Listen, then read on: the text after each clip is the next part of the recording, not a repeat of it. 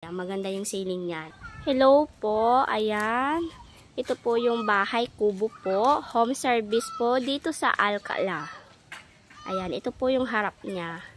8 feet by 20 feet ang size po nito. Alimax ang bubong. Ayan yung harap. Katatapos lang po. May wall lamp din po siya. Ayan. Subukan na rin po. Nakailaw yan. Ayan.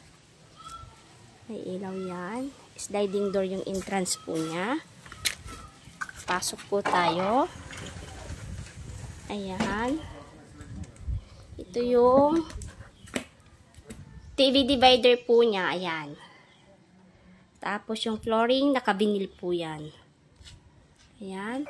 Ito po yung ceiling ng bahay kubo. Ayan. Maganda yung ceiling niya. Diamond yung style po niya. Ayan.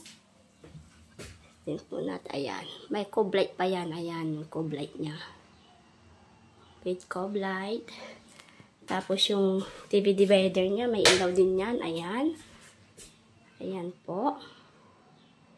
With electrical wirings na po yan. Then, ayan po. Pasok po tayo sa kwarto. Ayan.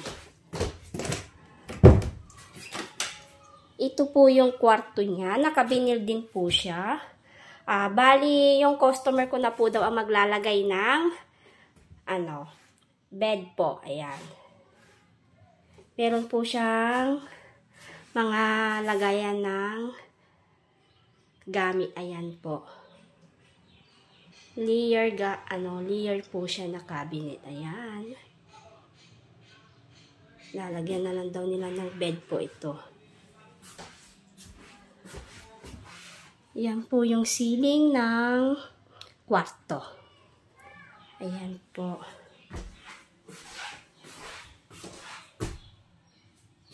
Punta tayo sa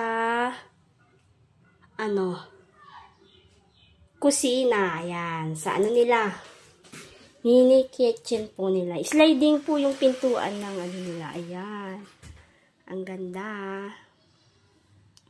Ganda ng ceiling ng kusina nila. Ayan. May lababo din po siya. Ayan po.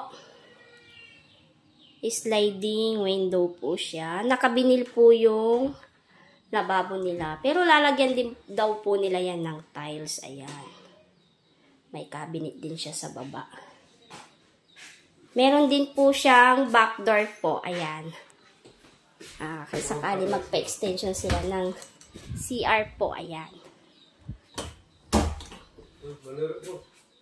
Ayan po. Dalawa yung breaker po nito. Ayan po.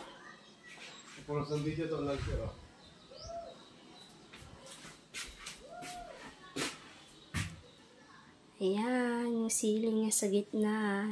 Sa ceiling niya sa sala. Ang ganda. Ayan po.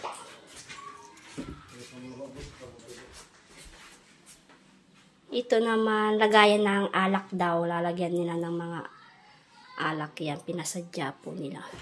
Ayan. Okay, thank you.